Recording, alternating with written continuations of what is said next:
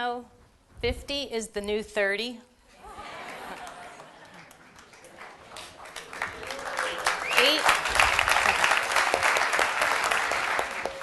Age 50 doesn't have to be a prerequisite to slowing down, nor does disease or illness have to get in the way of our dreams. Turning 50 for me was significant since I survived cancer and 3 brain surgeries.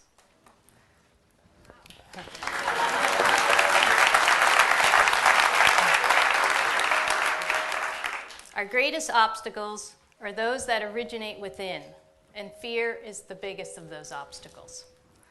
When I decided that I would run across the country, a friend of mine called me and asked if I was crazy. And I said, I don't think I am. But she went on to say, well, just have one of your sons call me to tell me what state you died in. So,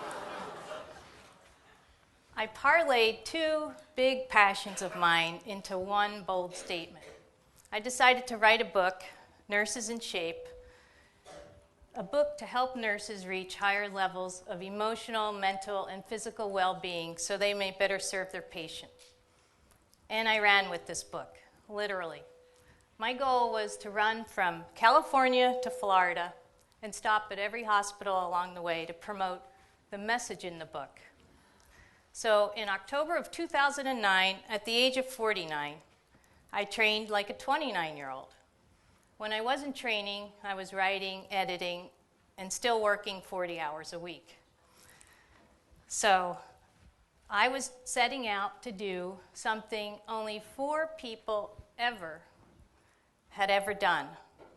I was running from California to Florida along the southern United States route. Like I said, 4 people had only done it. All 4 were men. Nobody had ever done it or attempted to do it in the summer. So I thought, why not me? So the summer of 2010 was predicted to be the hottest on record along the southern route. I thought, great. I was ready. Training in Phoenix, Arizona, how could we not be ready? So it was really difficult to get sponsors, probably because it was so hard to sell something to somebody that no one had ever done before. Fortunately for me, my best friend, who happens to be in the audience, came forward and purchased me a used RV, an older model. We took the RV to a local RV dealer and said, hey, will you give us a quote to get this road ready? The quote that they gave us was only $1,000 less than the purchase price.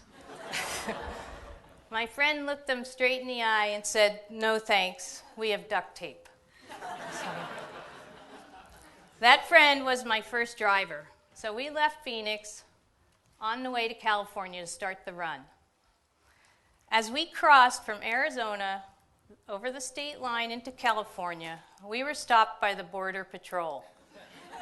They boarded our RV in search of fruit. And not just your average fruit, they were looking for fruit with stems. So we were sitting in the front seat, passenger and driver seat, eating Lay's chips and watching the Border Patrol searching the RV. And we actually had 2 dogs with us. So we asked them, hey, if the RV had a sign that said nurse is out of shape, would you have just waved us through?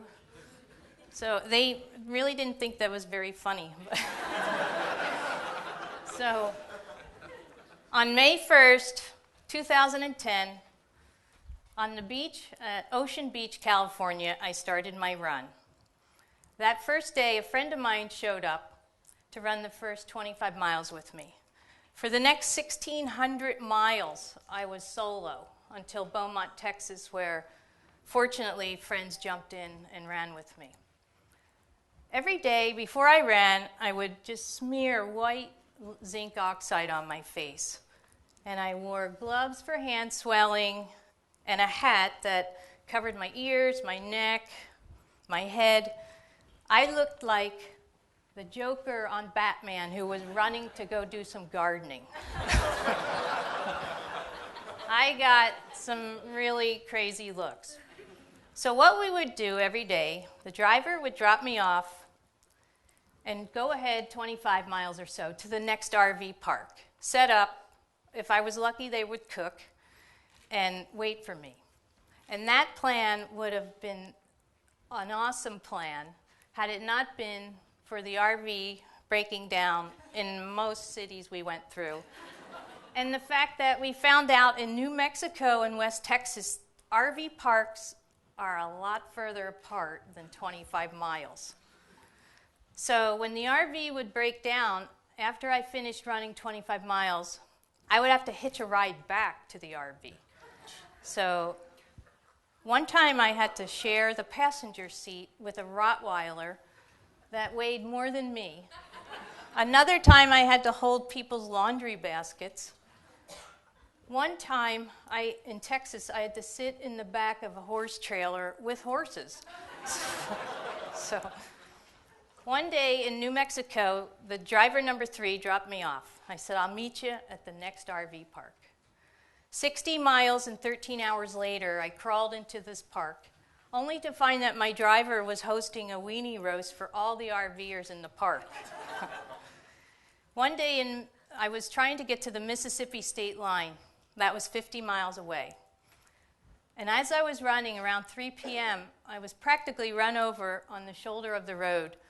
This old rusted gray pickup truck practically ran me over. And she said, "Hey, are you that nurse running across the country?"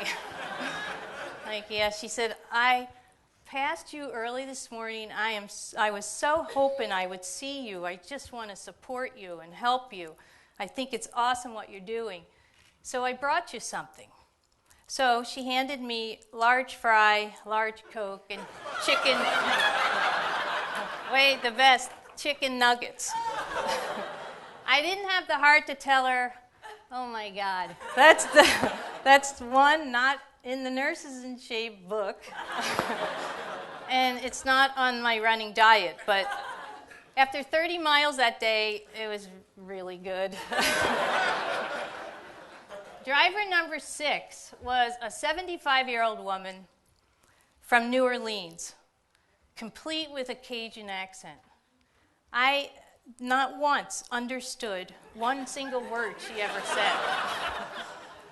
Actually, I take that back. I did, one time. I finished running 25 miles. We were in Biloxi, Mississippi. I called her. I said, "I'm done. Come get me." And in her accent, she said, "Could you just give me one more hour? I'm at the casino, and I am on a roll." So it was kind of a recurring theme. I was thinking, wait a minute, this is supposed to be about the runner. What happened? So in the end, I hit Jacksonville, Florida, and I had 5 miles to go. It was my final day. Almost 100 people showed up at the finish to run the last 5 miles with me. And those 100 people, there were 3 actually from Phoenix who had flown to Florida to run the last 5 miles to support me because Arizona. There were 3 nuns and several cancer survivors and a lot of nurses. And that was such an inspiration. So after 2,520 miles in 93 days, which was 13 days faster than anybody had ever run the Southern Route any time of year.